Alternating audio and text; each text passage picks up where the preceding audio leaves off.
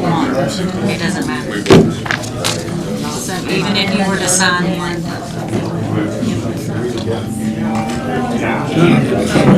There's two this. Christine, you ready? Yes, we're ready. I'd like to call this meeting to order. I'd like to announce that all aldermen are present. And I'd like to ask Mr. Stephen Glorioso if he'd give the invocation, and Alderman Blackman will lead us in the pledge. Everybody, please bow your heads. Father, we come before you today in humility and faith. We thank you for all you've given us and the many blessings in our lives. We ask for your guidance and strength. Show us the way and fill us with courage and wisdom. Help us to remember your love and grace and to be faithful in our service to you. Give us the patience and understanding to face life's challenges with grace. We ask these things in your name. Amen. Amen. I pledge allegiance To the flag of the United States of America and to the republic for which it stands, one nation, under God, indivisible, with liberty and justice for all.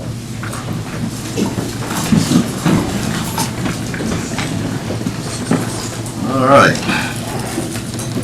Is there a motion to approve the amended agenda? I'll second. Got a motion by Alderman Wade, second by Alderman Pfeiffer. All in favor? Aye. Any opposed? Okay, motion approved. We have certificates of recognition of employment of years of service. Got one, Mr. Christopher Bryan, 10 years of service to the Ocean Springs Police Department. Good.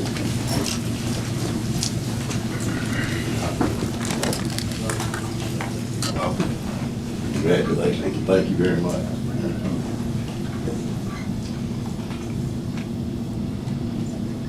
Got anything you want to say? No.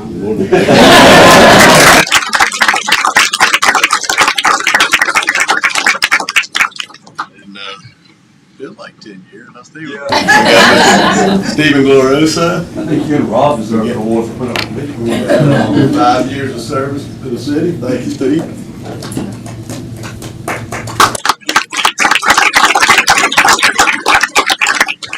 Ask Stephen if he had anything to say, because I know he would.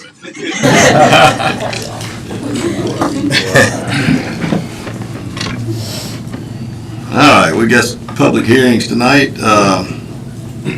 Crosspoint Capital LLC on Groveland Road, PIDN number 601-23040.000, requesting sketch plat approval of a 33-lot subdivision. The Planning Commission recommends approval. Is there a motion to open the public hearing? So moved. We go into public hearing. Got a motion for Alderman Blackman and a second for Alderman Hinton. All in favor? Aye. Any opposed? Okay, we are in a public hearing. Amanda, you like to explain? Thank you. Thank you. Good evening. So this subject property is located on the southwest corner of Deanna Road and Groveland Road.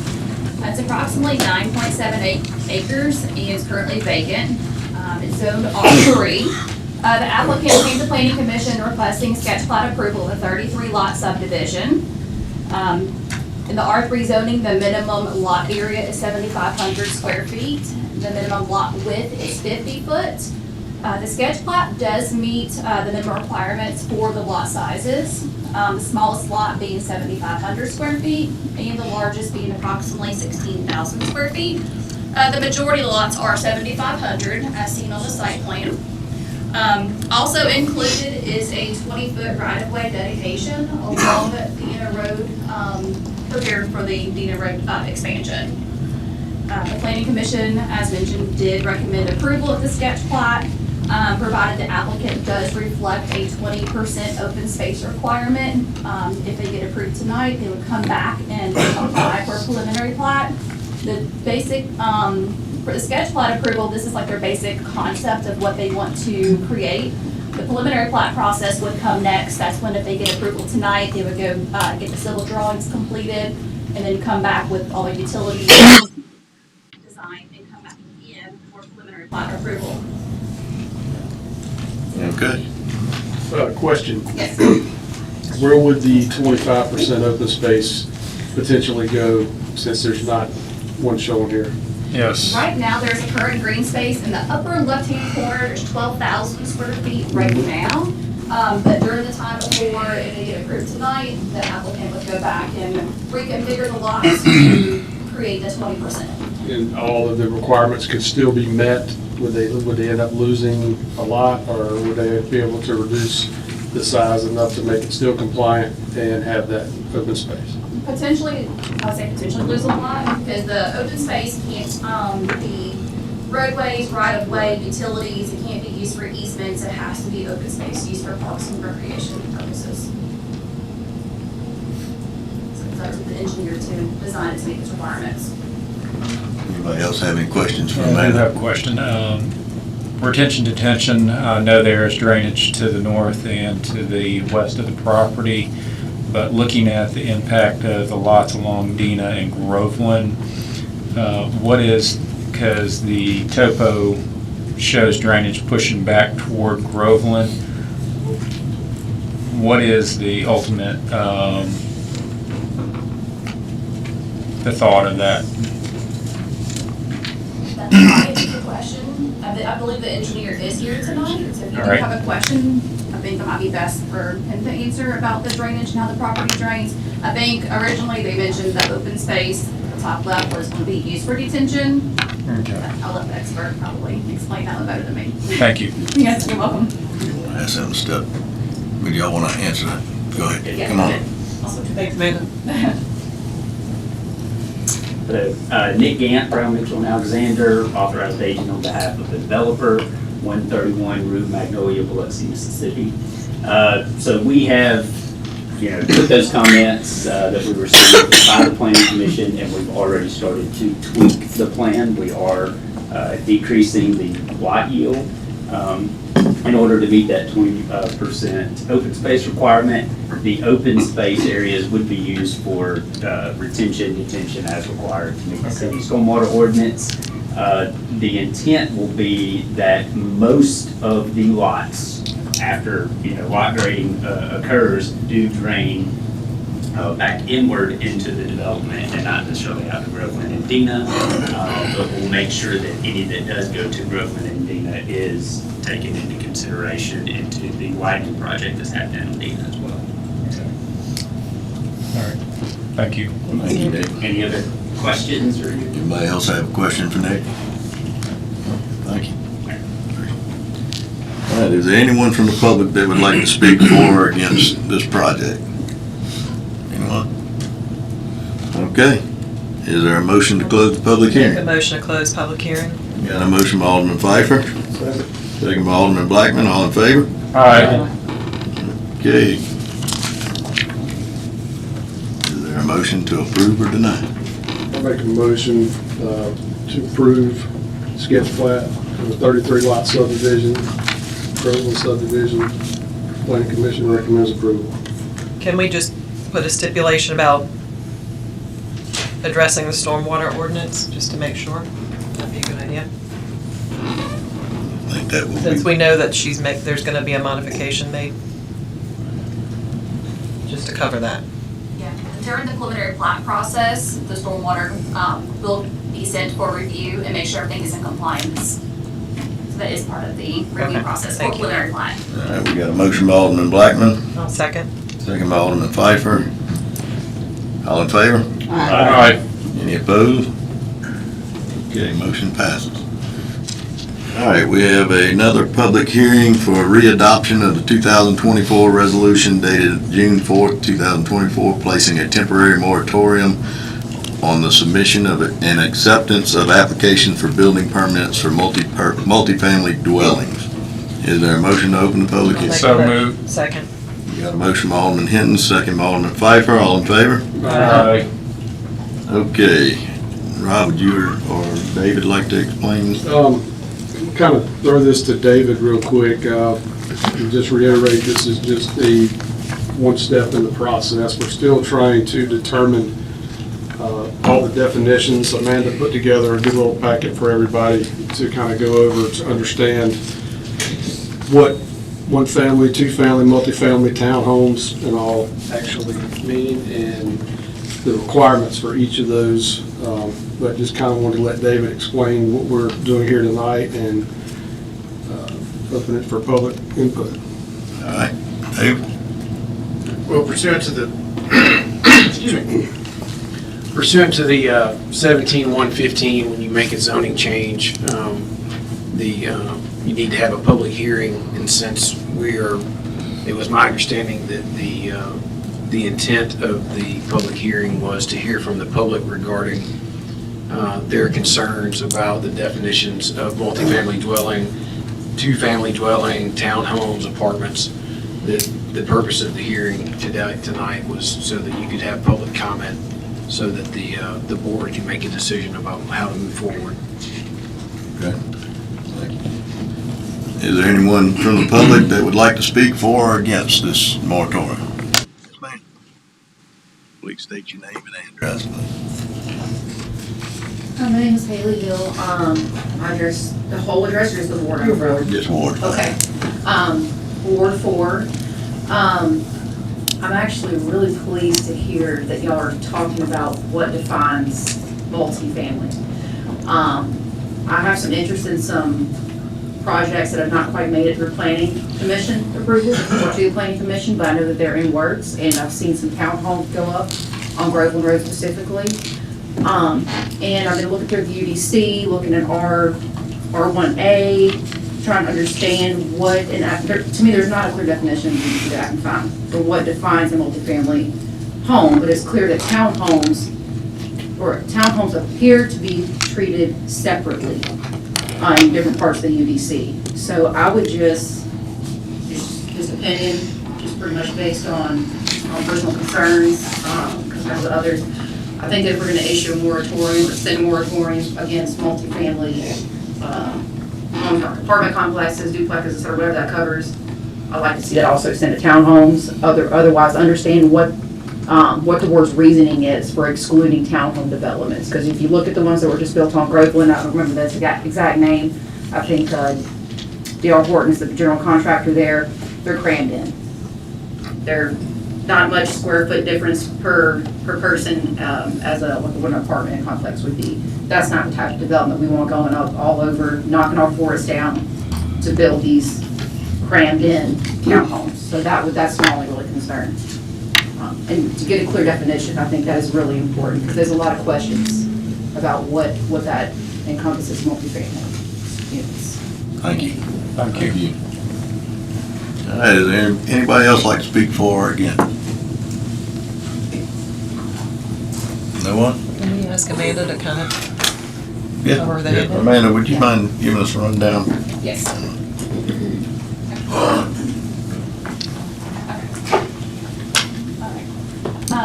Before the meeting, I handed out packets to everybody. I kind of went through the UDC myself too, and kind of broke apart different definitions throughout the UDC. So if you look in the packet on the first page, it talks about dwelling, two-family.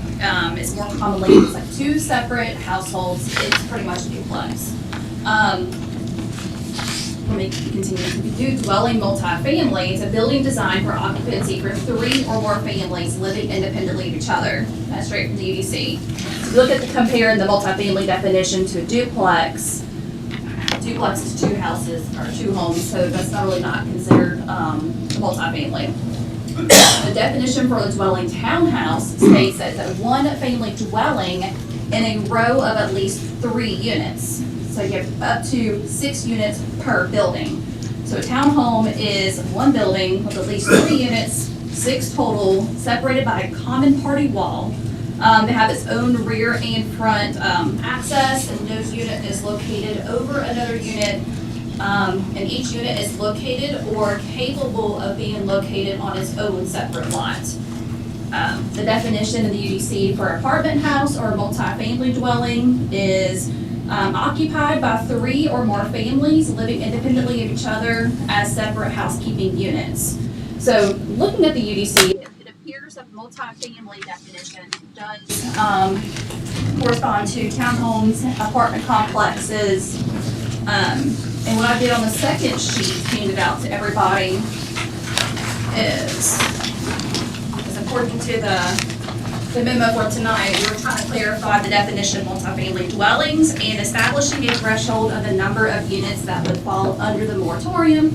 So on the second page, it has, for your townhouse, the second table down is for multifamily / apartments. So this just shows you which zoning districts, townhouses, or multifamilies would be allowed in. The P or the C in the chart is permitted by right. C would be conditional use through the Planning Commission and Board of Aldermen. And it also tells you how many dwelling units per acre per zoning district. I thought this would be a good, just had a discussion tonight, a good chart to have in front of us to review. Also, the second portion of the packet is straight from the UDC. I just typed up the chart to be a little simpler to read.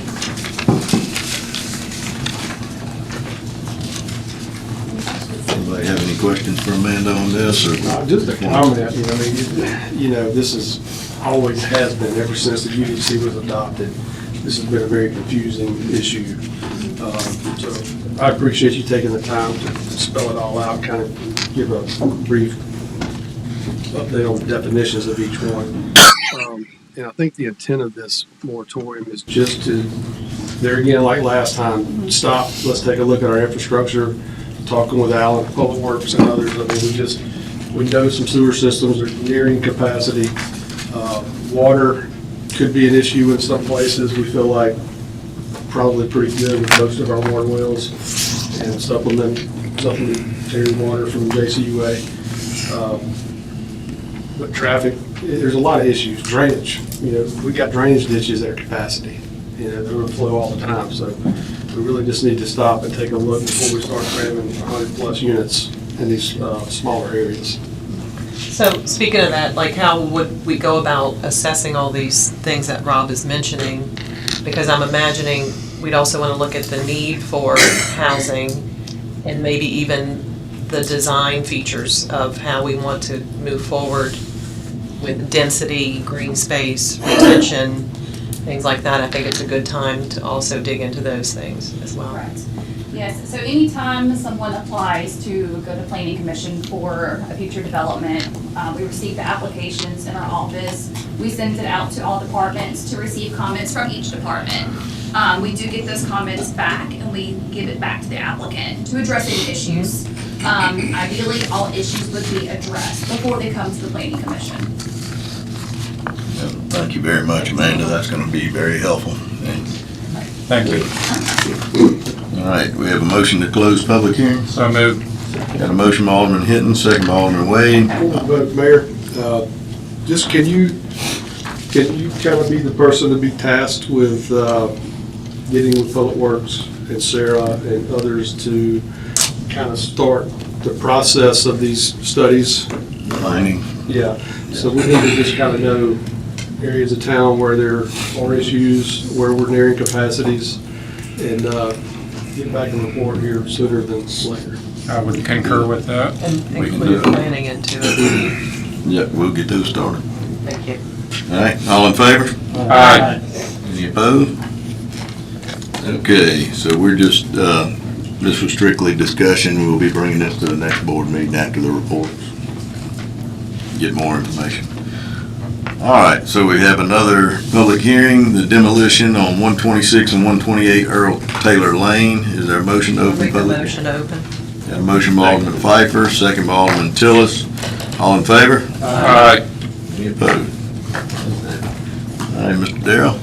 Yeah, this is a follow-up for the vote last September to actually move forward. The city just demoing two duplexes that were actually damaged by a fire in March of 2024.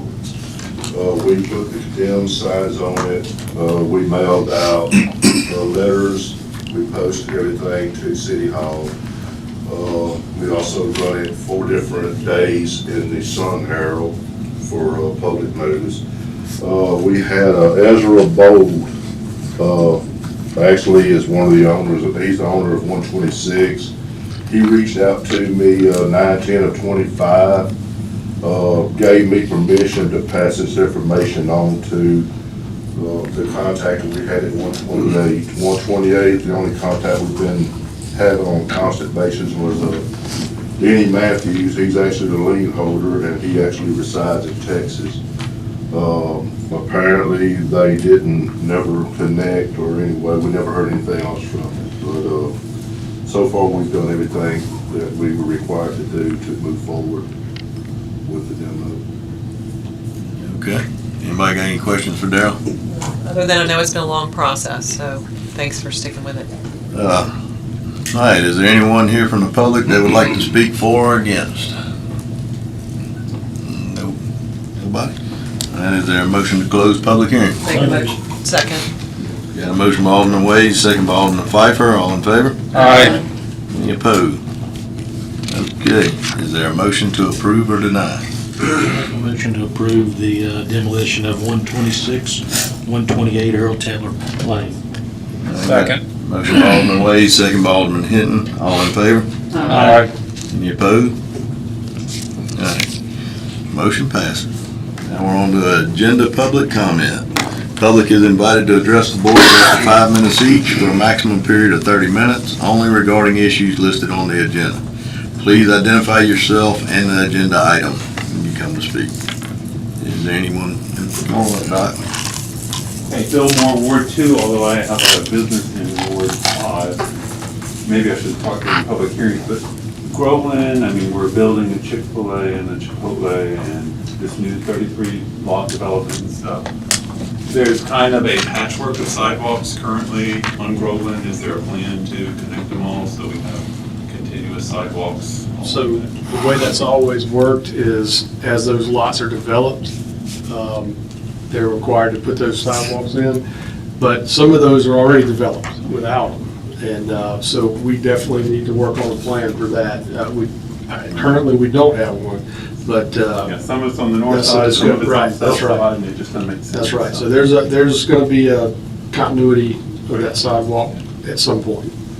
And then we were talking about drainage on Groveland. I know currently at the corner of Doctor's Drive and Groveland, every time it rains, it just doesn't drain well. So just making sure that those issues are addressed. If we're putting more development on there, it's only going to get worse in Groveland, but never.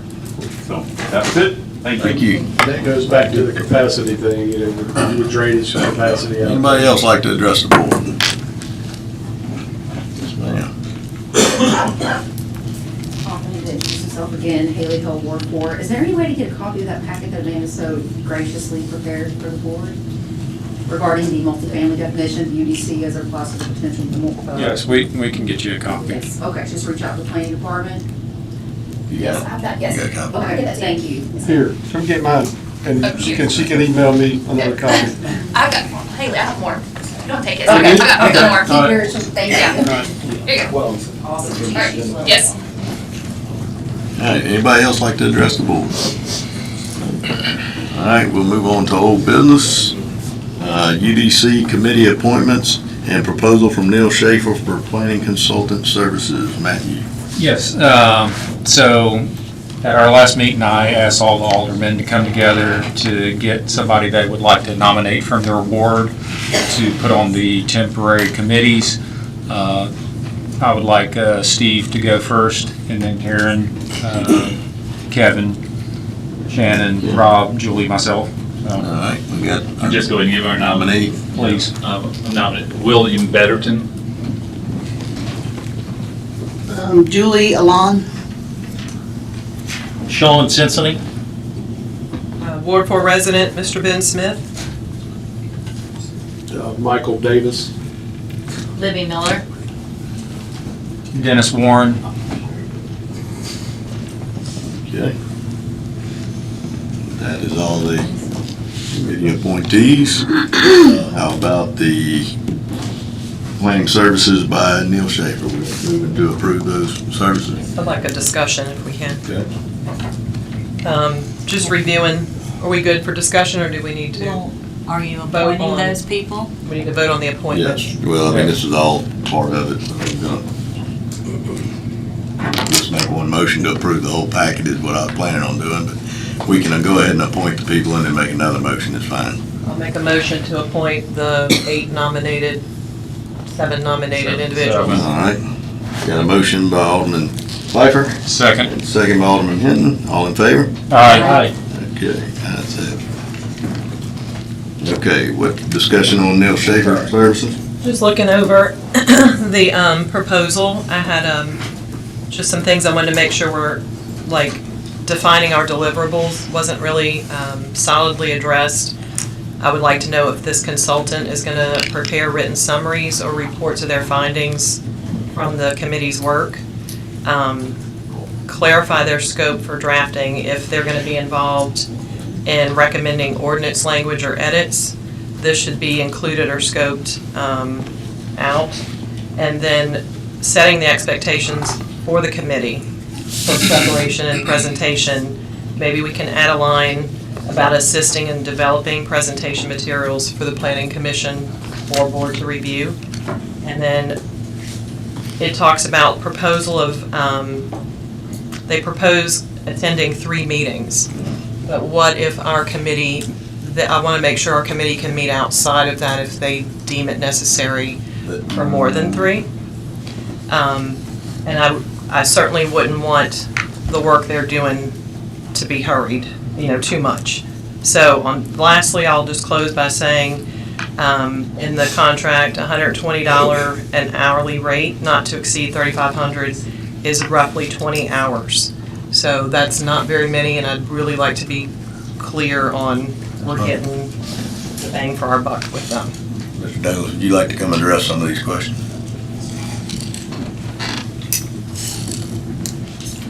Handed up with Neil Schaefer. So what we can do is we can go back and take the proposal and just clarify the deliverables, clarify participation in meetings, and basically address the items that you asked for. The time that we had allocated for that was based on our understanding of the scheduled work. So, but we can definitely go back in and revisit this, make sure there's adequate time, make sure there's adequate clear definition on the And the idea behind that was that he would not have to be at every meeting that the committee had. He would just be organizing, getting them set, and get it understood what the process was going to be. They can meet as many times as they want as a committee without him, and then they can come back. He just wanted to definitely meet 3 times and address and bring it to the Planning Commission and the board. He would be there for that. So I think we can add hours to that if needed. We're kind of trying to hold the dollar amount tight. We weren't trying to have an open checkbook. No, not So at all. that was the reason for that. Better definition. But I think it's a good plan, and I'd love to see us move forward with this. Thank you, Andrew. Thank you. Okay, do we have a motion to secure the services of Neil Schaefer Planning Consultant Services? So moved. Got a motion by Alderman Stennis? Second. Second by Alderman Wade. All in favor? Aye. Any opposed? All right, thank you. All right, we got a proposal to discuss tree committee. Steve? Yeah, I brought up the tree committee. We talked about it about a month ago, and I'd like to just kind of have an open discussion. I talked with Matthew today, and he alerted me that we have a potential funding for an arborist that we could get in the next 2 or 3 months. So I'm gonna, if Matthew, seemed like you were pretty prepared when I talked to you today, so I'm gonna turn it over to you. So, a little over, at our first meeting, talked about forming a new tree canopy committee to help with mitigation and preservation of our trees in Ocean Springs. Ocean Springs has applied for a project fund that is through the Go Mesa that will be for around about 2 years, that will be able to secure money to have an arborist, to do planning, to do the preservation, trimming of our trees. This application went out, and we're looking at wanting to form this committee in conjunction with this application coming in. So over the next next meeting or so, I'm planning to bring before a memo that will explain a good tree committee along working with our Board of Aldermen to secure something that will help the city preserve what we have before us. So that is the information I have. So. And Carolyn, I don't know the timeline on the grant, but hopefully. It would be next spring for sure, if we Yeah. get it, because it has to go through the governor's office. Okay. So GOMESA has a somewhat more flexible timeline than some of the other funding sources, but I would not know anything probably until they meet next spring for their Yeah, session. I would like to have a tree committee before the funding goes out, but it would be in conjunction with the tree committee being able to help along with the funding to the disbursement. And also, the funding goes for residents also that need help with trees on their properties also. Well, the funding was the application was to contract with an arborist to look at our trees in our public spaces and also to look at those applications that come through and work with the building department on tree applications. So they would be a contracted staff member to support those activities. Also, hopefully it all gets approved, to support supplying tools and materials for that activity. So it's primarily for the activity that the city has to do as far as looking at our own trees in the public right-of-way and public spaces and to assist with review of requests on private property. For all the times that we've said, we need an arborist to look at this, we would have someone on contract on an as-needed basis for that 2-year period. That's the request that's been made for GOMESA. Thank you, Carolyn. I would like to add just a little bit of this. We want to make this tree committee a positive thing. We don't want it to be the hatchet committee of approving or disapproving of cutting trees down and stuff. We want it to be a collaborative effort to make things positive and help us with trees, help us to keep them healthy, and we don't want it to be a negative thing. And some have that idea that might be it, and it's not. This is going to be a positive thing, and it's going to be something that that I think that we'll be proud of. All right, I was gonna go next. When we made the motion back in July, I think we also said we'd hold a future workshop, public meeting workshop, to kind of start defining this tree canopy committee. So getting ahead of that, I did draft, and this is all discussion, it's a draft, nothing permanent, just to kind of get us to start thinking about things we like, don't like. And maybe we can talk about when we'd like to look at a workshop date for this board. I don't know if we're talking November after festivals. I really don't know. I'm just wanting to get the process started. I think this would be a good thing to look at, along with what I've been working along with several other people that would help. And things can be added to it, edited, removed. It's just getting the process going and writing. Look for a date. Thank you, Shannon.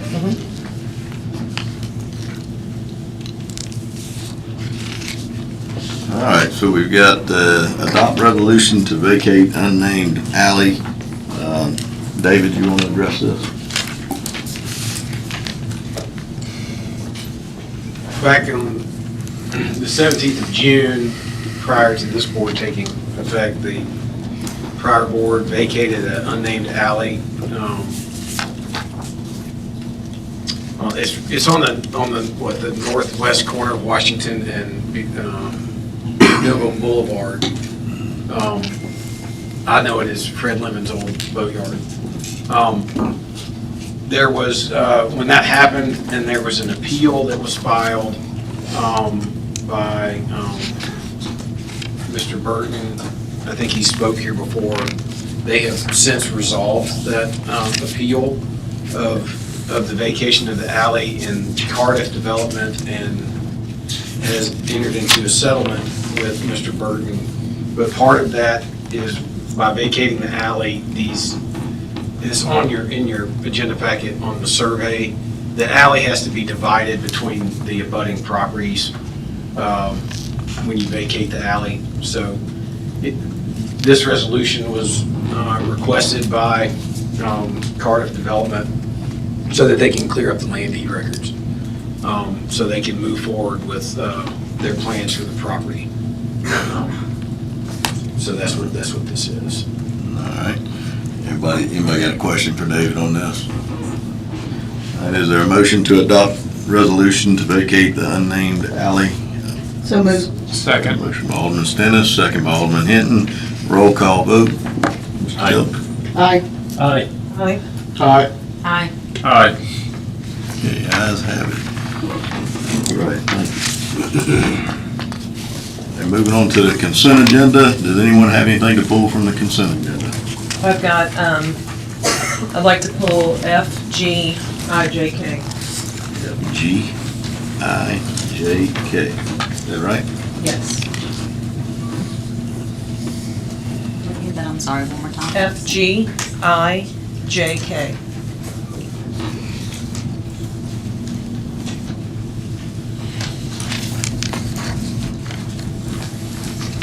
Okay. Got item, we need a motion to approve the consent agenda. So moved. Second. Except for item F, G, I, J, K. Got a motion from Alderman Wade, second from Alderman Hinton. All in favor? Aye. Any opposed? Okay, we got item F. Just a question, or is there an event we are to attend from this? This is the Humanitarian Award Charity Banquet. The city has always supported it. I think they will be, if y'all vote to approve this, it would be an event to fill the table. That was my only thing. But, yes, it An is. email was sent out asking who was interested, and I received response. Okay, so, yes. Just So is there a motion to approve item F? I'll make a motion to approve. All right, got a motion from Alderman Pfeiffer, second from Alderman Blackman. All in favor? Aye. Okay, item G. G is, I reviewed that is the letter for alcohol service during the cemetery tour. And I think instead of an approval, we just have to acknowledge it based on laws with ABC. So this is a memo that explains it, and a suggested corrected acknowledgement letter instead of approval. That might get us, maybe make sure David gets a copy. Did Sarah have anything with addressing this, or is this strictly you? This is me. You brought up? The reason is the wording. We can't approve it, we can authorize it because of laws with ABC permitting requirements. Basically, we're just acknowledging that we're allowing them to do it, but they may need to check under their license, this unstable spirits, with the ABC board.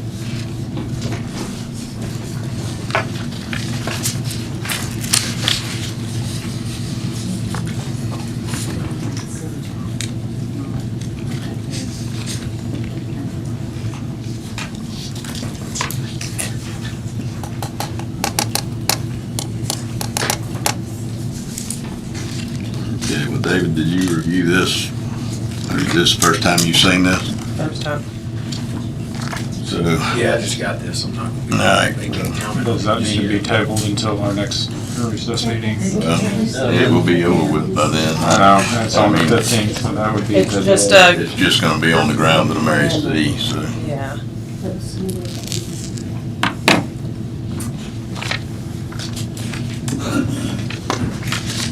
Okay, what's the wishes of the board? Is this language we've always used, or? Will have to be. Yes. It's been language- submitted to ABC multiple. So it's been, how it's been submitted every time. I think it's the same as what we do on our other part, like Front Beach when we have the festival. Yeah, it's just on city property. All right, well, You just can't authorize, you can acknowledge. That was my only change. anybody have a motion?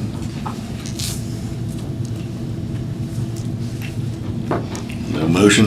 I'm gonna make a motion. We've done this for years, so I'm just gonna make a motion to approve item G. Second.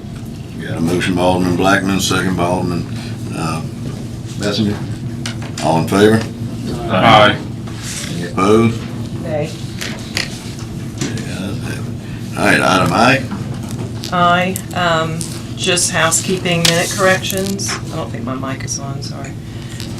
I is for, all right, September minutes. It said I led the Pledge of Allegiance, I did not. It referred to Community Development Director, which we don't have anymore, it's Planning Director. And there's a typo with the name Pontius. Okay, is that everything? Yep. All right, can we entertain a motion? I'll make a motion to approve as amended. Do you have a list of your changes? I can give it to you when I go through We the got a motion by Alderman Pfeiffer, second. second by Alderman Stennis, all in favor? Aye.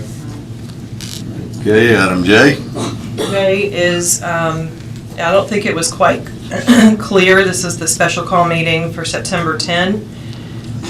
The way it reads, it looks like we made the motion to retain Curry Johnson in executive, and it happened after we came out of executive, and I'd just like to see that clarified. Okay, motion? Make a motion with the amended clarification to approve. Got a motion by Alderman Pfeiffer, Second. second by Alderman Hinton, all in favor? Aye. Okay, item K. All right, this one also, I just wanted to be clear where we talked about the RFP for legal services.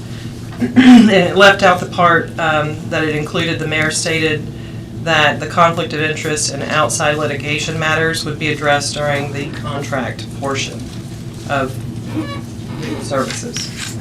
And that wasn't included in our minutes. Okay, So I'll make a motion to amend those September 16 minutes with that. we got a motion by Alderman Pfeiffer, Second. second by Alderman Stennis, all in favor? Aye. Okay.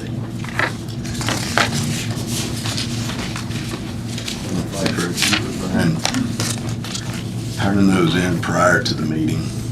These are simple fixes that can be corrected. One was added though just a couple hours ago.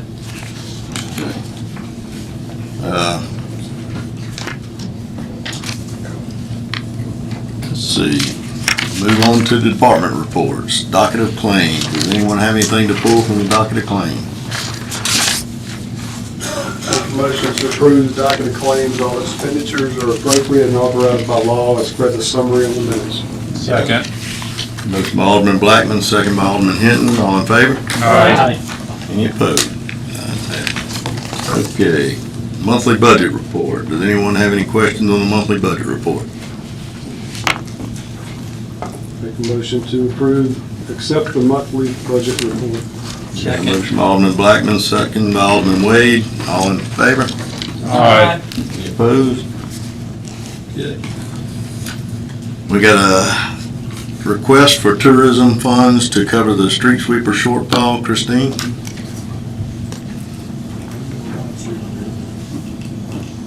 Sure. So we had funds left over from some hurricane funds, and we were going to use that to complete the purchase of a street sweeper, to use the funds up. When the bids went out and the lowest bid won, we didn't have quite enough. So there's a proposal to use the 2% funds to cover the balance. The street sweeper is used in festivals for cleaning up, so it fits perfectly within that.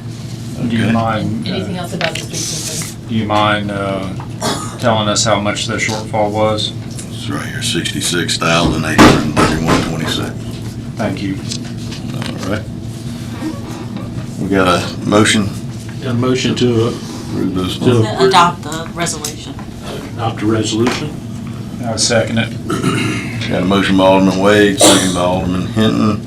Does this need to be a roll call or just straight vote? Okay. All in favor? Aye. Any opposed? right, ayes have it. Okay, now we move on to general public comment. Public is invited to address the board for up to 5 minutes each for a maximum period of 30 minutes. Please identify yourself before speaking. Anybody like to address the board? Come on up. Good evening, everybody. Board, I'm the Steve Board, you know, probably where that is, but, I have a question about the comprehensive plan. Was the comprehensive plan ever adopted? Was there ever a comprehensive plan adopted at all? No. Okay. Still using 2010. Okay, like, just technically speaking, that may cause some zoning issues in the annex area that we could resolve, but I don't see anything like critical, right now. And also, when she was talking about the multifamily situation, that is also quite a situation that is, the moratorium, just legally speaking, an extended moratorium on permitted land use. That is typically, not trying to like poke anybody, but that's typically like deemed unconstitutional if there's not a substantial reason for it. So, like I was in Harrison County the other day, their land use stuff is all completely messed up too. So it's not uncommon for like municipalities to have zoning codes that are like really obscure and they're all messed up and they're contradictory. That's actually normal. Just for reference, in New York City, their zoning code is 2,500 pages of like stuff. So just so people get a perspective here, like most places in the country have like a completely messed up zoning code. So if we can tighten ours up, if it doesn't become, we got to make sure it doesn't become like 2,500 pages pretty soon. So, we tighten it up, I think we'll be good to go. Thank you. Thank you. Anybody else like to address the board? Mayor. Jay Dobson, Ward 3. I'd like to talk about, over the past month or so, I've been thinking a lot about political narratives and such, both within the city and nationally. One narrative I remember hearing a lot over the past couple years is that the last administration was not transparent, that the last administration purposely hid stuff from the public. One of the tools that I was told was part of this anti-transparency was the fee for public records requests. What is it, $35? Is that correct? Anytime you go request a public records request, you gotta pay $35. So I've been told by people in and around this city that is explicitly done to discourage the public from filing public records requests because it was deemed that it got out of control during the last administration. So I'm curious, I've talked to some of y'all about this. Seeing if this is going to continue, is this still the mentality of this board? That we're going to have fees to discourage the public from public records requests? Because that's what, I'm seeing a lot of new faces, and y'all are here because the last people apparently weren't transparent. So that's one narrative. Another narrative I remember hearing a lot about trees. Oh, I was against the trees, the last administration's against the trees. Apparently y'all are too now. Don't listen to people on Facebook saying a bunch of ridiculous stuff about trees, saying that y'all are in the hands of developers and stuff. I don't believe y'all are. You need adults to be able to make hard decisions, and I see adults making hard decisions, so I thank y'all for that. I don't think it's legal, but I remember when we had to unfortunately cut down that tree next to a playground at the beach. Several people said that, oh, we shouldn't do it. And I asked them, I said, would you come to my office and we can draw up some documents that put every single one of your personal assets and your property on as collateral for an increased insurance premium if we keep that tree? And would you be the one to pay out the life insurance premium for anyone who gets killed by that tree? Nobody wanted to take me up on that offer. Yet they wanted to settle everybody else in this town with high insurance premiums through their tax dollars. So that's narratives. I could go on about more narratives. There's a lot of narratives about conservatives that resulted in Charlie Kirk getting murdered. And y'all are gonna, have a lot of narratives said about y'all too. There's a lot of narratives said about me. I remember right after I took office when I raised the old Mississippi state flag, I remember putting out a statement saying that the flag needs to be raised because it was officially the state flag of the state, for better or for worse. I also said in that statement that I was ready to help anyone gain signatures to have a vote to change that flag. Did anybody know that? No. Nobody knew that I was willing to get signatures to change the flag, to get a vote. Why? Because they needed a narrative. They needed me to appear to the public as a certain individual that I wasn't, in order to paint me as the demon. So, if y'all don't want narratives that y'all are anti-transparency, what are we doing with the public records request fee? Do a lot at you. I've had a lot I wanted to come say to y'all, but that's about it. And hopefully we can figure something out with this fee. Oh, and the tree committee. I remember walking out of that door when the tree committee was supposed to be here making decisions, and they were gossiping about city people around town. That's when they could have got a quorum. Because normally when you apply for a tree to come down in this city, it'd be a few months because nobody could ever make the meetings. So just keep that in mind, everyone, whenever they talk about the tree committee. Thanks. Anybody else like to address the board? Don? Fillmore Ward 2, a couple things. First, I've come up here and asked about it. School Street paving, it looks great. It's nice and smooth, and thank you for getting that done. A couple events coming up. Everybody up here knows the city's putting on Cruising the Coast Thursday, Friday, Saturday here in Ocean Springs. The sock hop will be Friday, 5:30 to 9:30. So come out, look at the cars, listen to music. It's going to be all downtown. There'll be a stage at the depot. So please just encourage everybody you know, families, come out. It's a great event. I wanted to save the date. The library has a very interesting centennial celebration of ball they're having on November 15th. It's a Saturday over at Gulf Hills. It should be a whole lot of fun. I know Ocean Springs Lumber turned 100 years this year, and our libraries as well. The theme will be dressing like you're in the 1920s. So keep that on your calendar.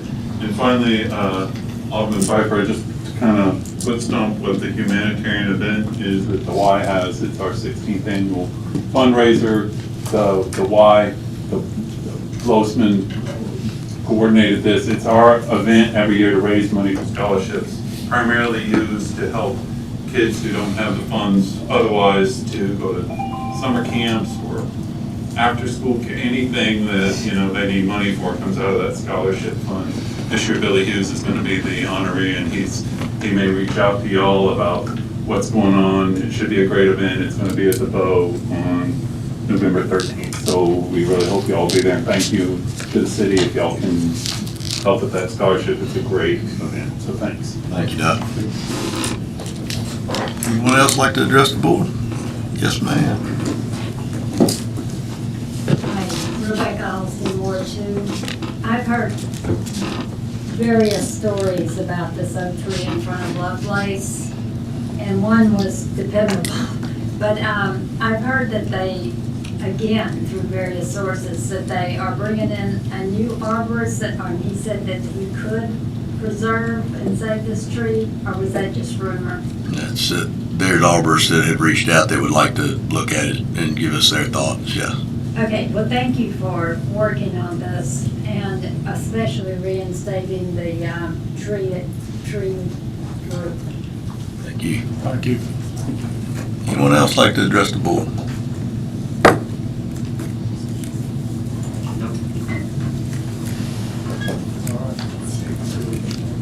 That's how I feel. Bud Miller, 417 Dewey Avenue. Yeah, you all might be aware, I've applied a notice of an appeal.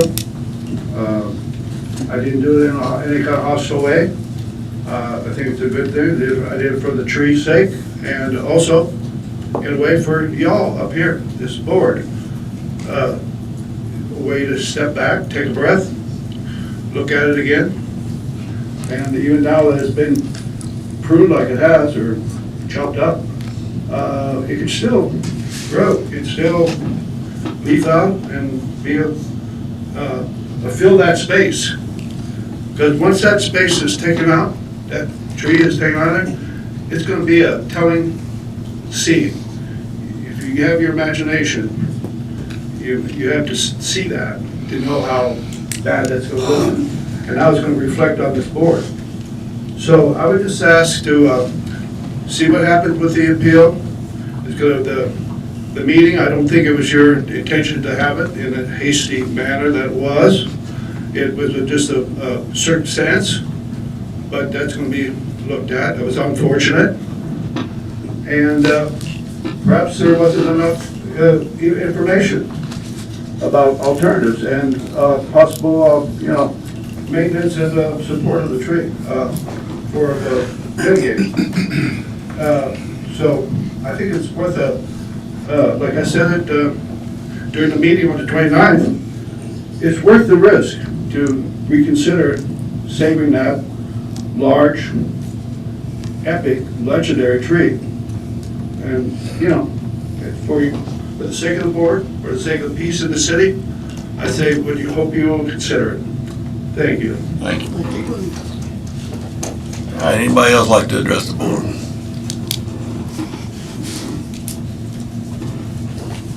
Haley Hill, Ward 4. I was reluctant to get up and speak my mind again, but what the heck, this is what this is for. I'm a capitalist-loving conservative. I wouldn't consider myself a tree hugger, but I do love our trees, and I love our estuaries and our bayou habitats.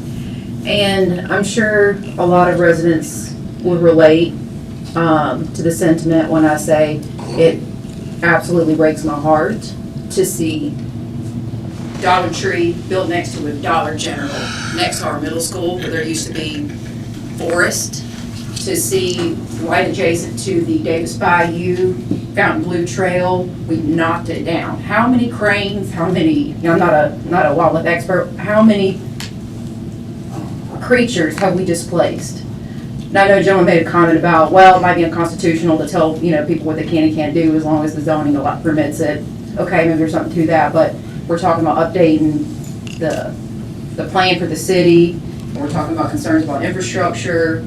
I mean, that's a massive task, right? How do you come up with a comprehensive plan that's strategically thought out?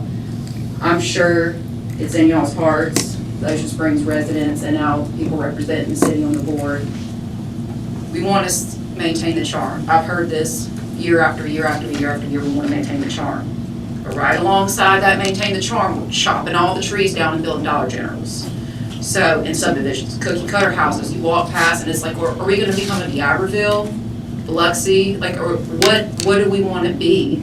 But like, y'all are in a position now, like empowered, y'all can chart the course for us forward.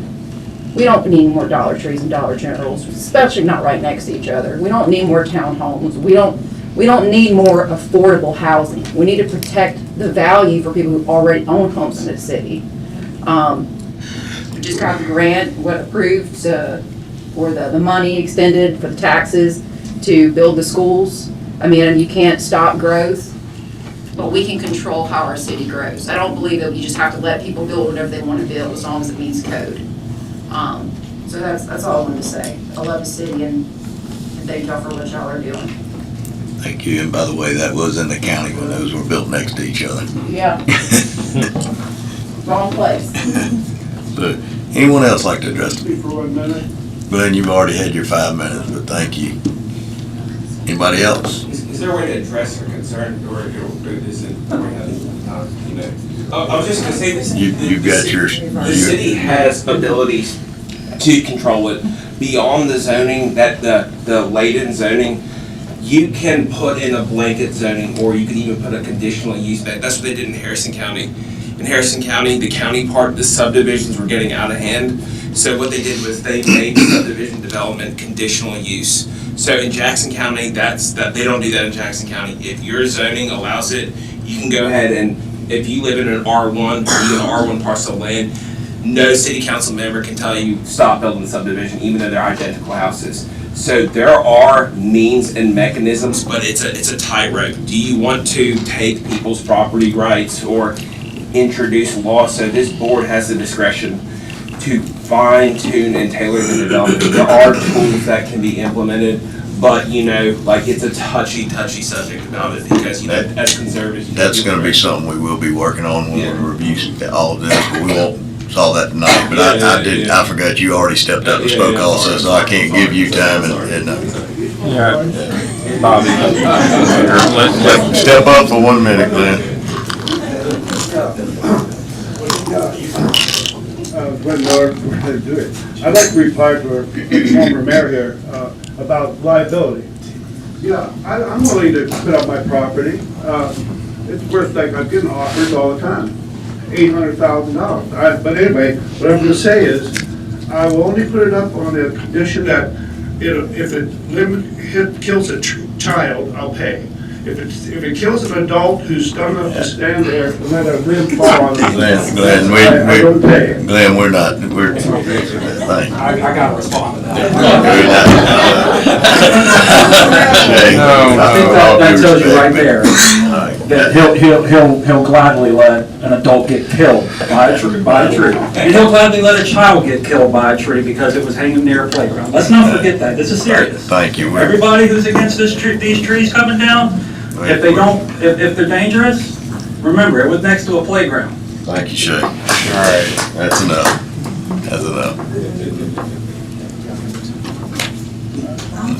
I wasn't gonna speak tonight, but this is to Shane. What's your name?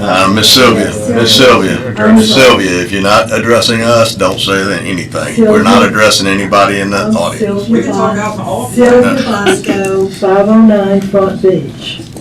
When Shay was mayor, I was on the tree protection committee. The board at that time was not happy having a tree protection committee. So it was dissolved. Shay, bless his heart, called Monty Pontius and myself up to his office and presented us with a beautiful plaque thanking us for our service for about 6 or 7 years on the tree protection committee. But after he did that, we were privately in his office. He said, "Please don't tell my board of aldermen that I did this." He did this on his own, and I just wanted to thank him for it.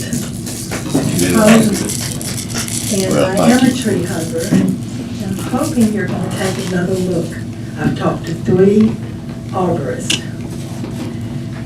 And I'd also like for some of y'all to come and take a look at a tree in my backyard. That in 1955, I was just a little kid, but they filled the cavity with concrete.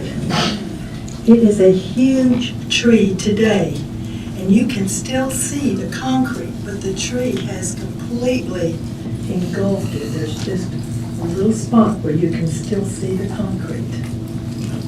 All right. Thank you, Ms. Sylvia. Okay, thank you. Thank you. Good. Chick, you standing up to speak? We good?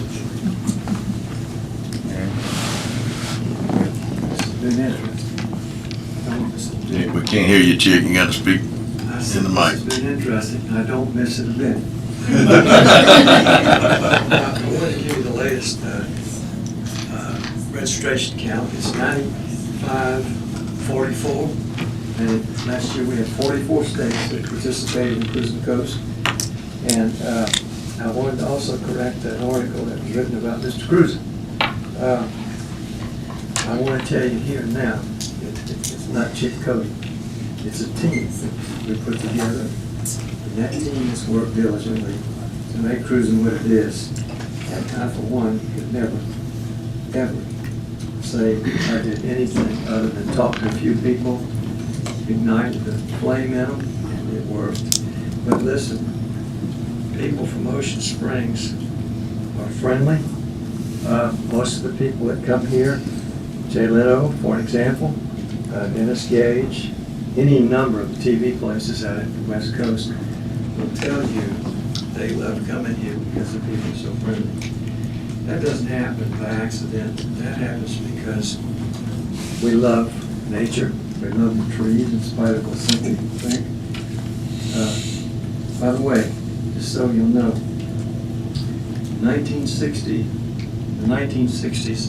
I was in the JCs, and I took a project on to fertilize every one of those trees on Washington and then Government Street. And I did that, and they were in good shape then, and they're in good shape now, considering all the concrete that's built around them.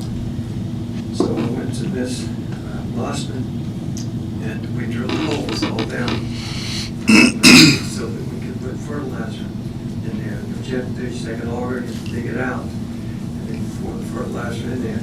That hasn't been done probably in 20, 30 years that I know of. Anyway, listen, I just want to tell you something.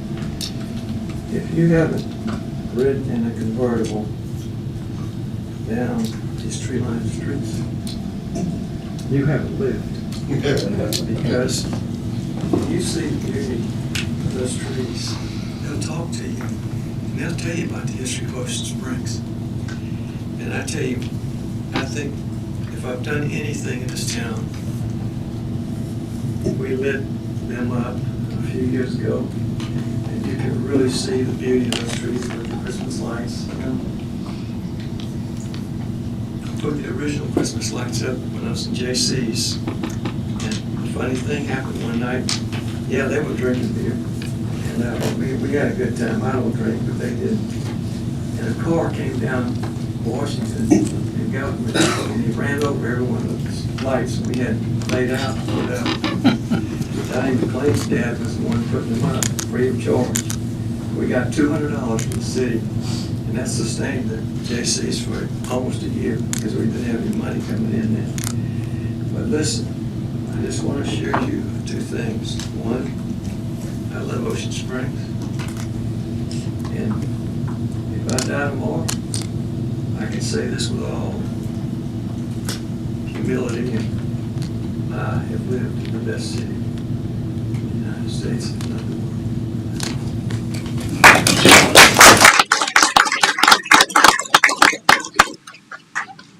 All right. Nobody else like to speak? We'll move on to Mayor and Alderman's forum. Mr. Tillis? Alan? I just have one thing. About the speed limit sign. Well, we have it temporarily fixed until we get the computer chip back to program. So that's where we're at. We're waiting on that chip. Steve, I'd like to add to that also. I requested that we go ahead and get another sign. Go ahead and purchase a new sign. And if that one's not fixed, let's go ahead and replace it with the new one. And then we get it fixed, kind of put it in between the two to get one more in because they're pretty far apart. Right. And I'd like to have another one in that sequence to catch people's attention. Right. Yeah. Okay. Yeah, I appreciate it, Alan. Thank you. That's all I have.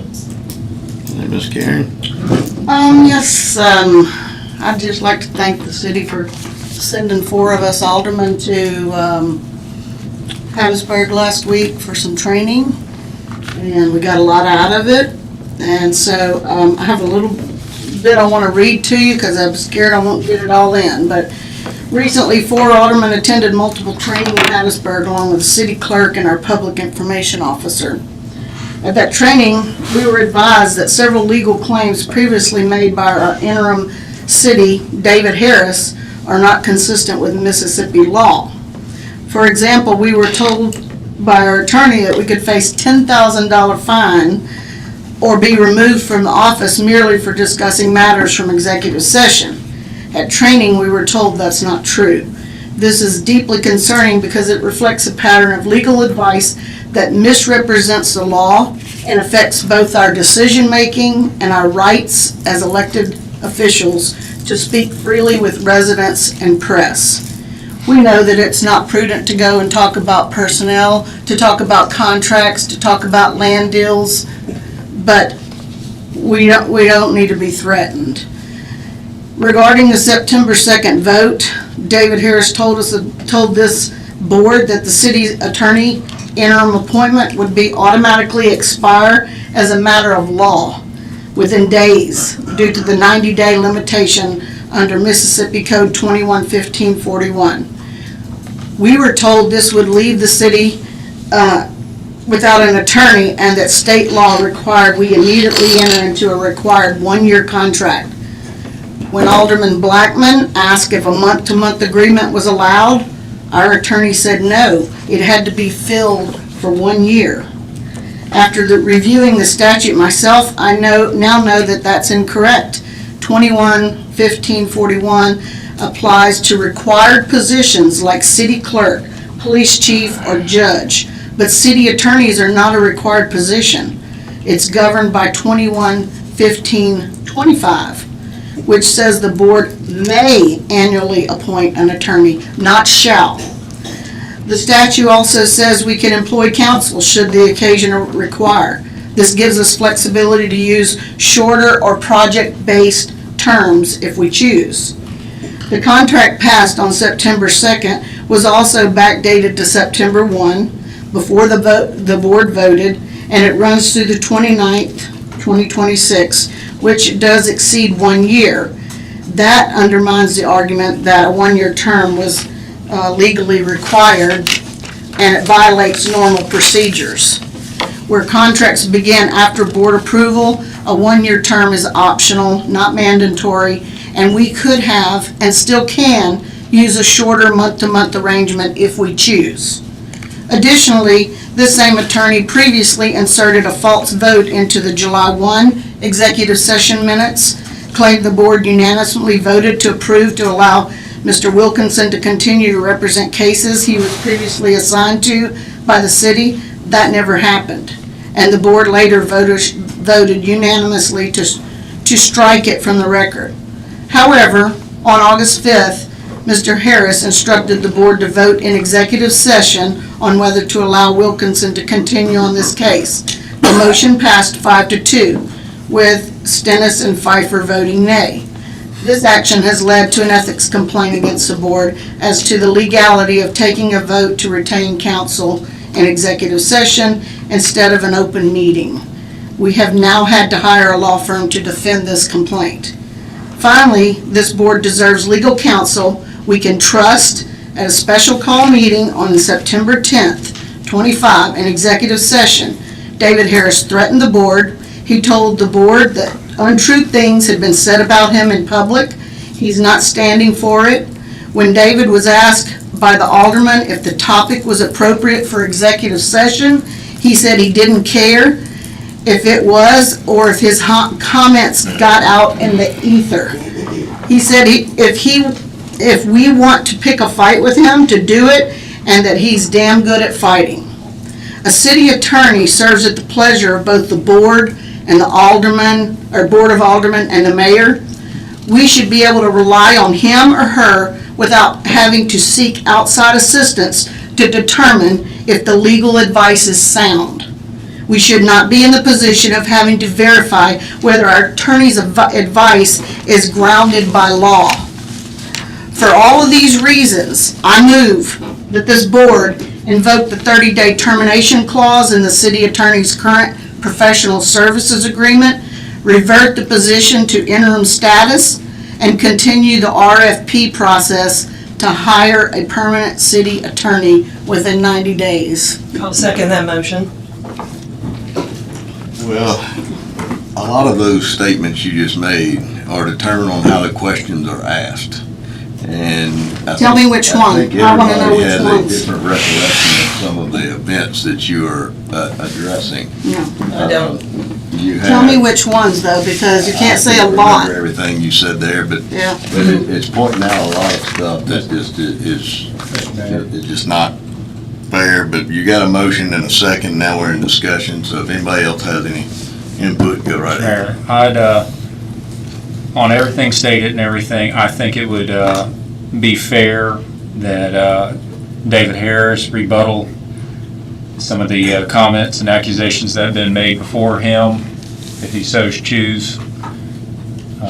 On the allegation of the last meeting about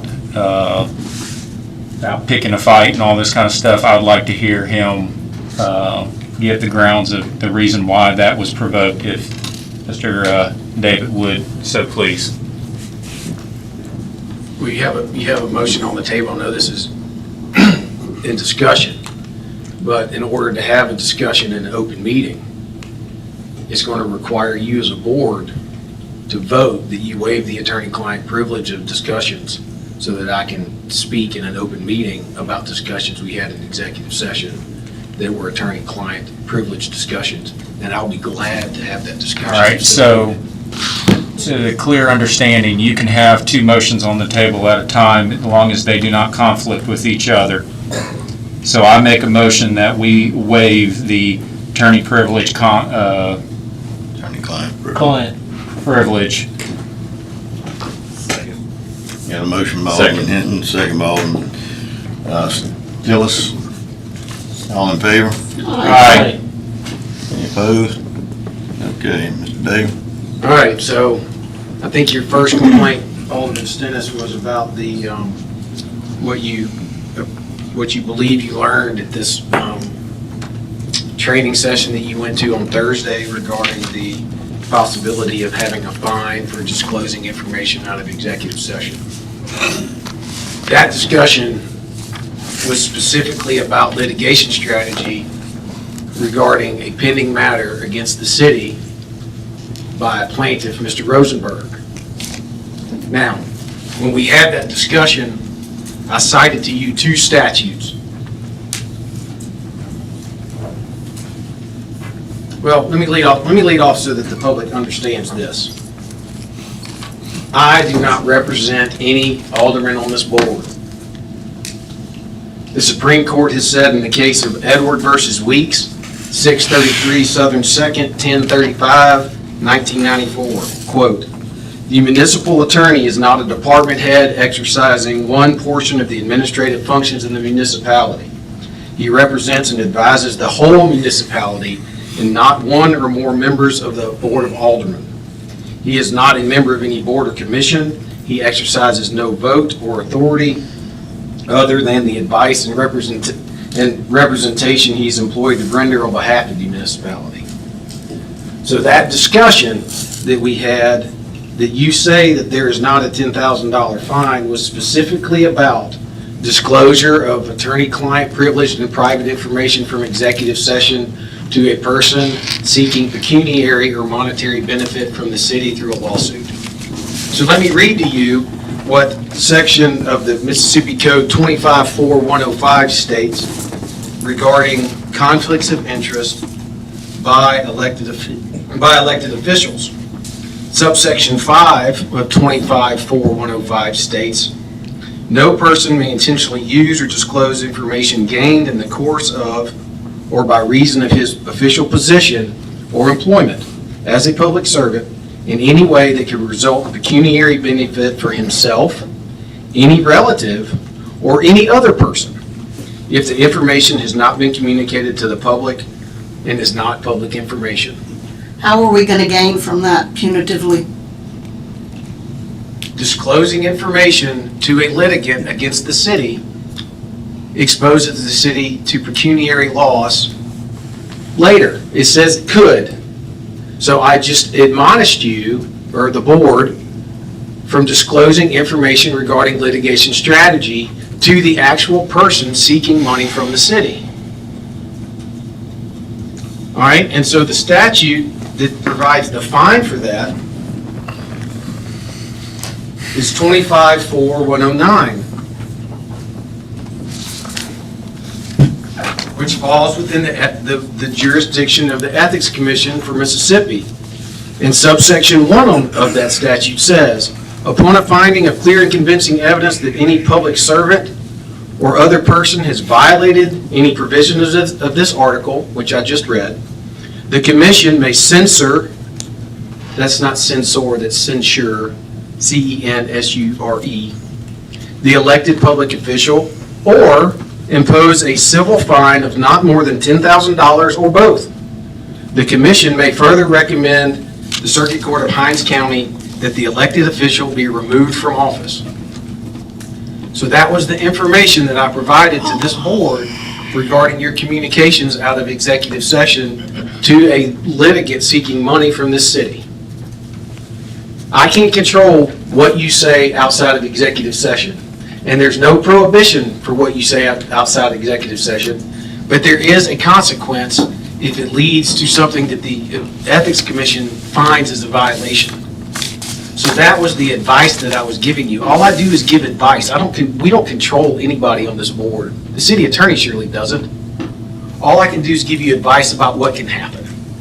And if you don't like that advice, I'm sorry. All right, Mr. Harris. Well, I'm not finished yet, Alderman. Sure. I'm not done. Sure, you keep going. So let's move on to your other concern regarding the termination of the interim appointment. No, as a matter of fact, I think I'm going to stop you there. No, Hold on a moment. you cannot. No, I will. Ms. Pfeiffer. No, ma'am. Yes, I will, because I'm going to Ms. argue. Pfeiffer, you have not been recognized. Sure, but I'm going to argue Hold up. 25-4-105 Let him that while he's on it, and that he's misinterpreting the law. Let him finish. So on the interim appointment statute, which is 21-15-41. I've heard nobody cite the second part of that statute, which is subsection 2, which states, it is the intent of the legislature that the provisions of this section shall apply to all appointees serving in a holdover or interim capacity on July 1, 2018, when the statute went into effect. Of such appointees, the limitation period for serving in a holdover or interim capacity shall be no longer than 90 days from July 1, 2018. The charter of the City of Ocean Springs does not set forth the process in which you appoint a city attorney. And under the home rule, which is 21-1-3, all positions in the city are by appointment. So I was appointed as the interim attorney on the 17th of June. Reading the clear intent of the legislature, that appointment can be no longer than 90 days. So that was the advice that I gave the board. There was no other person that I knew or was made aware of who was prepared or asked to serve as the city attorney starting the 18th of September. So taking that, I proposed the same contract that I had as the interim attorney, which the memo stated in the minutes was to coincide with the budgetary schedule of the city, which goes to October the 1st. Yes, it was 13 months long. And the statute says you may annually appoint. May. And you said, yes, you may annually appoint, because if the charter of the city under Tisdale versus the City Council of Aberdeen, 856 Southern 2nd, 323 at 327 in 2003, the Supreme Court states that if the charter is silent as to how you accept a city attorney, then 21-15-25 applies. So that was the advice of the board. And I told this board, if y'all want to shop around, if y'all want to do RFPs, please do. You're duty bound to do that. Because I was called and took this position when the city was in a lurch. and I've enjoyed working for the city and would like to continue. But I'm not going to have mistruths said about me and me not be able to respond. That's true. And if you want to talk about the comment I made about wanting to fight, That's not something we should have to hear in an executive session. Ever, from an attorney that you work for us. I work for this city. We employ you. I work for this city. We Alderman approved your Pfeiffer. contract. You can disapprove it, you can vote to approve it, you can do whatever you want to. That's what But I we're work trying for to the do city, tonight. and I will argue with you if I believe that you're wrong and you're putting the city in a bad position. I think you broke our trust that night by what you said to us. Well, if you want to talk about breaking trust, Yeah, we can. let's do. I'm gonna pick up now if you're ready. Ms. Pfeiffer, No, hold on really. 1 second. Ms. Stennis has Sure. this is her. And he's said something and I've asked to respond. I've got a question. You have a captive audience in that executive committee, and you were asked specifically, was this executive material? And that violated open meeting law. It should have come out here to talk about. And under, What, I'll tell you, Harding versus the City of Bay St. Louis. An independent contractor is not an employee of the city. You're a contractor. Discussion of his job performance must be discussed in an open meeting and cannot be entertained in executive session. that was not a discussion of job performance. Well, this is. Okay, well, you're having it. But you have it, but it was not executive meeting material. You can't take us in there with a captive audience and give us a tongue lashing and expect us to stay in there. That won't happen again. I didn't take you in there to give you, we were talking about other actions in business. No, it was at the end of all the actions, is what it was. Well, look, I'm just doing the best I can. And, you know, there's some people on this board that are undermining the position of the city as I see it. Okay, hold on there, Mr. Harris. Now I'm gonna speak. I'm gonna tell you what you did with 25-4105.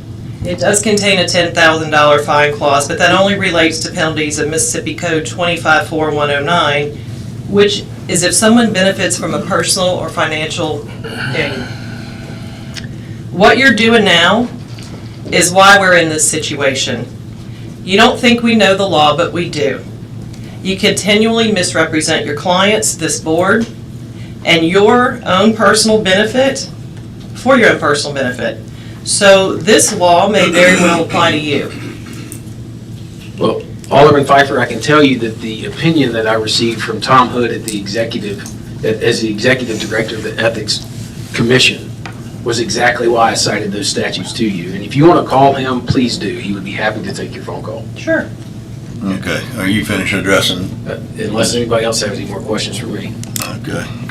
I just think I have something. We already struck false executive session actions from the record, and we heard in training things that contradicted prior legal claims. So waiting on any advisory letters not going to fix that or undo the facts. And I think that we don't need to wait any longer to move forward with enacting this 30-day clause. And we got a motion and a second on the table. All in favor? Aye.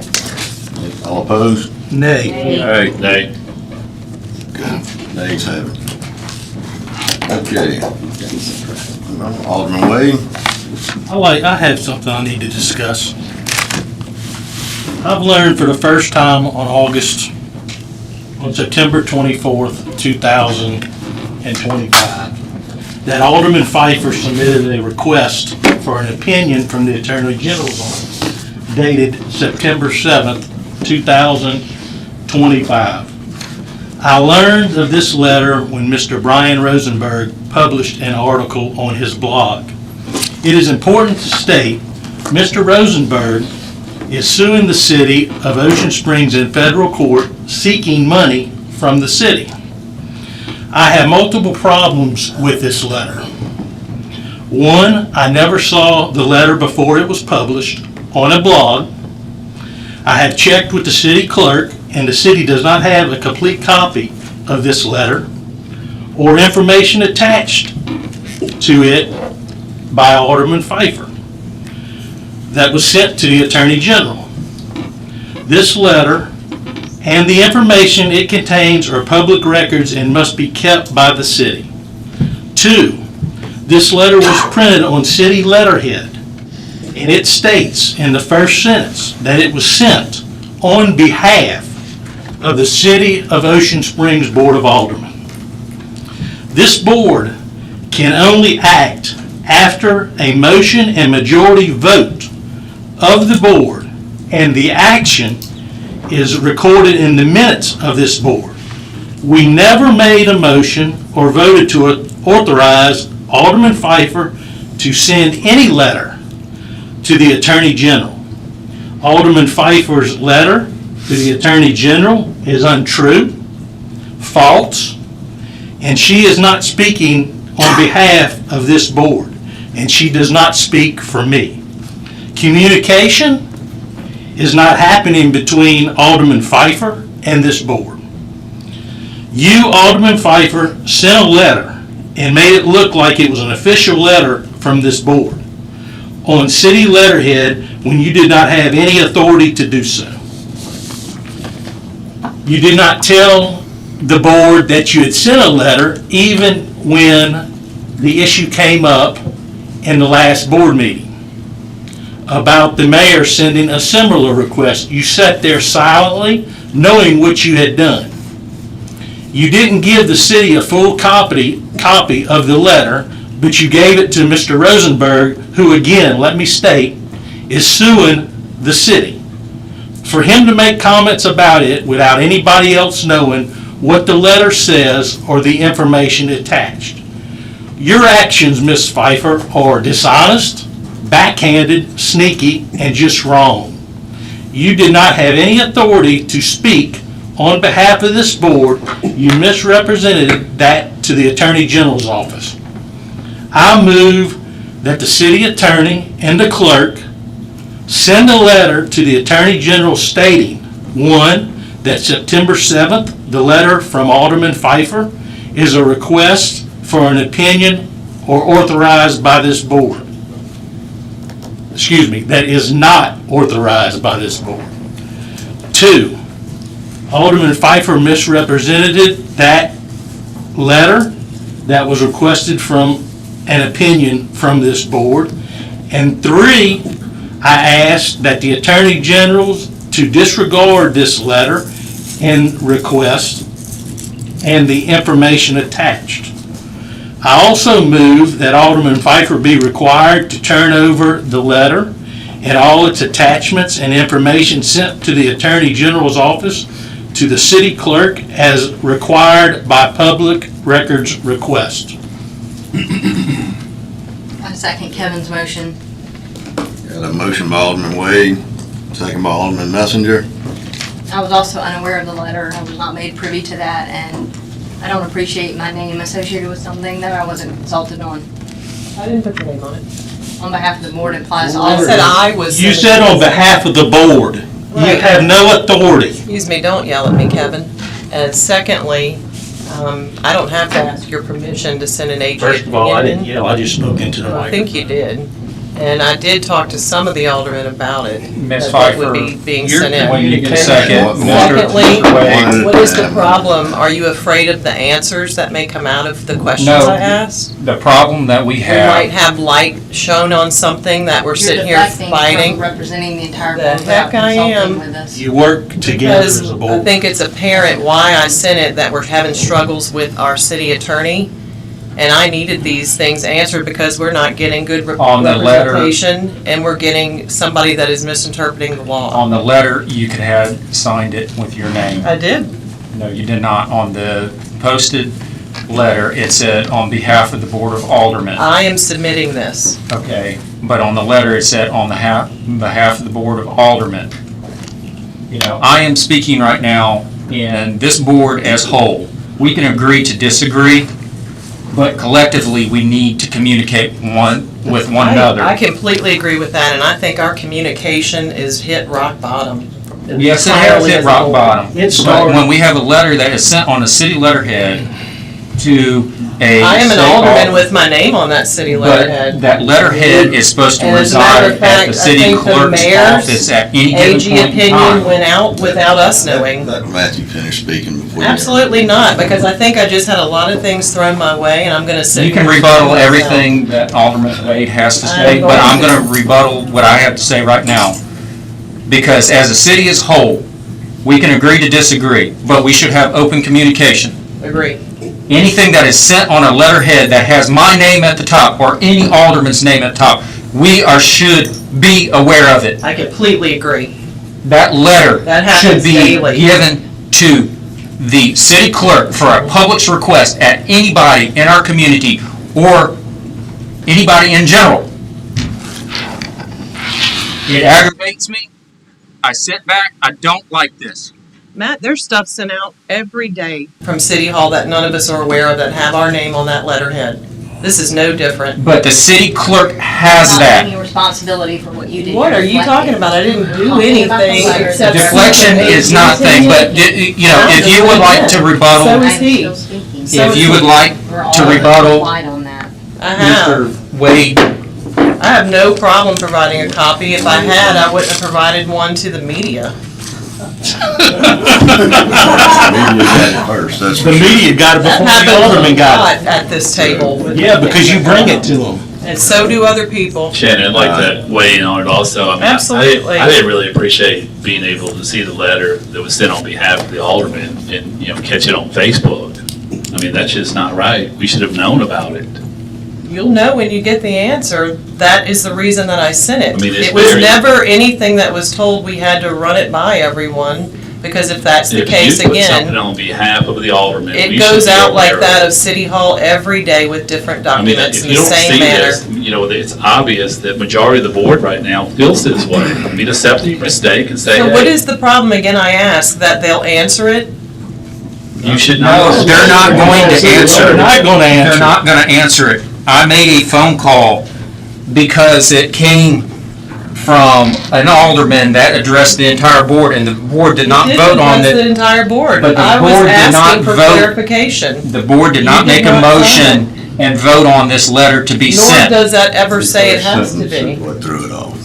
The first sentence of that letter, No. On behalf of this whole board, That I am asking these questions for clarification. you don't have authority to send a I letter. on behalf of the absolutely board. don't want a letter to the Look, AG. we can argue that we I can agree send to a letter the disagree. AG, and they require it be on letterhead that my name is on. So you took a City of Ocean Springs I letterhead, do it every day. I did it in this meeting tonight. acting like a My secretary. name is on the letterhead, Kevin. All right, we can move on. We got a motion in a second. We got a motion on the floor. Repeat your motion. Second by Alderman Messenger. Can we get it repeated? And May we get the motion repeated? Read the bottom.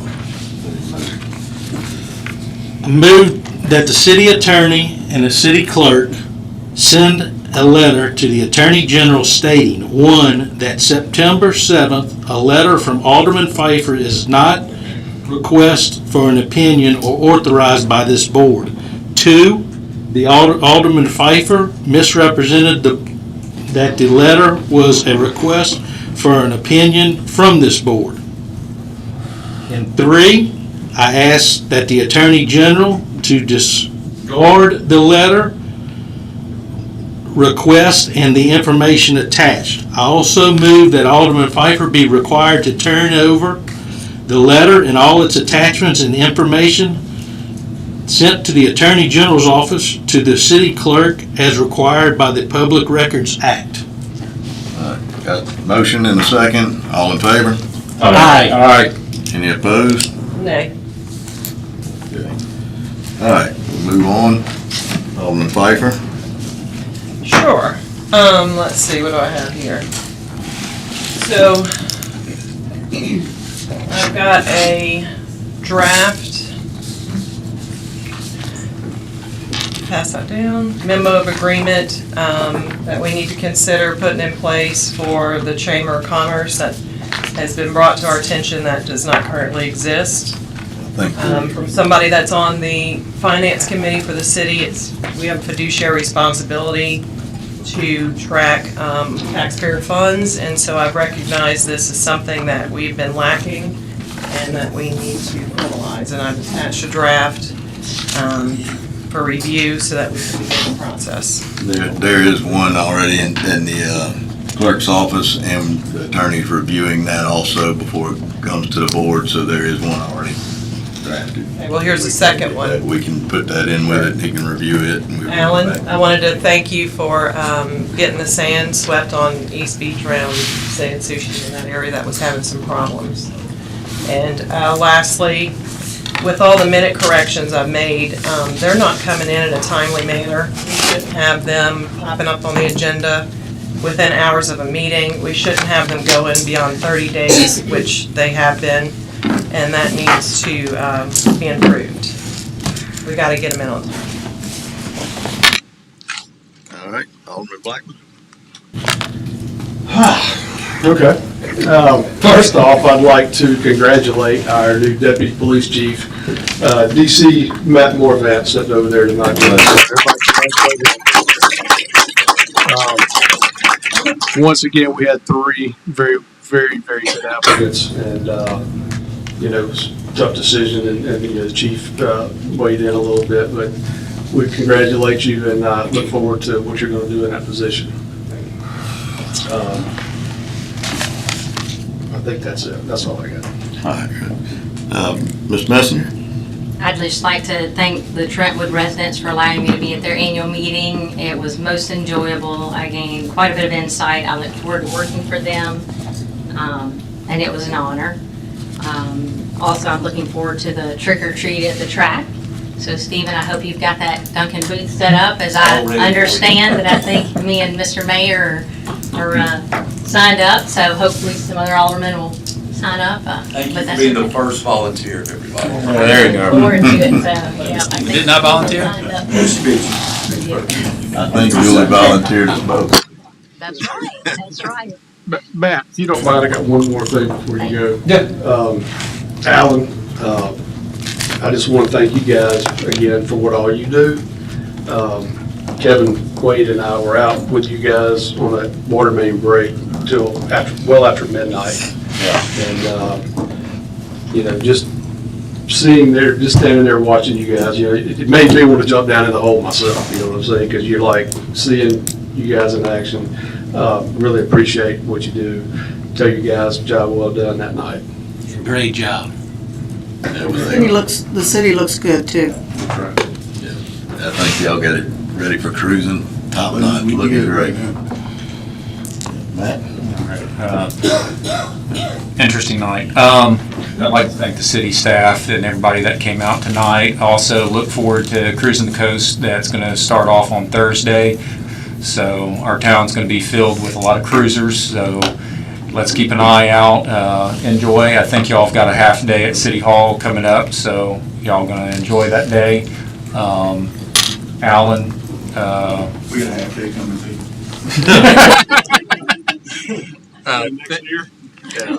Thank you for going around and patching those areas that needed to be done on the streets and stuff. Let's keep that good work up. And planning department, thank y'all, both to the police department and fire department. Y'all keep up your good work. So thank y'all. And I don't have anything. Looking forward to the full week of Cruising the Coast. Cynthia, do you have anything you want to add for cruising before we close out? Or you chick set it All up? I'll say, I'll just say that it has been a great effort for the city and the chamber. And I really enjoy working with the city and the chamber together. We improved uptown.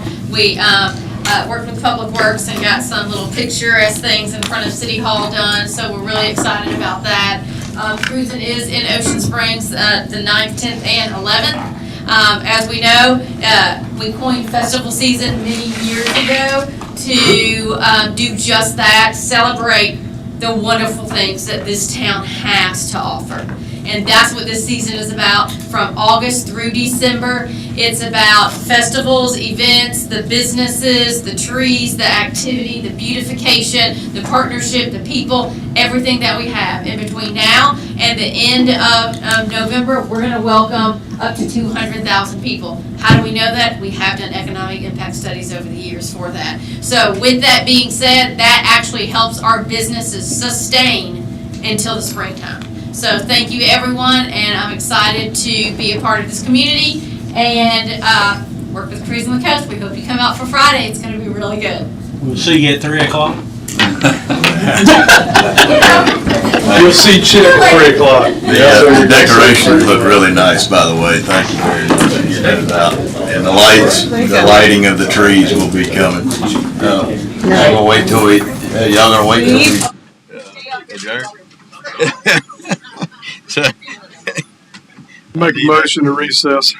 Got a motion to recess, motion by Alderman Blackman, second by Alderman Wade. All in favor? Aye. Any opposed? All right. Good night.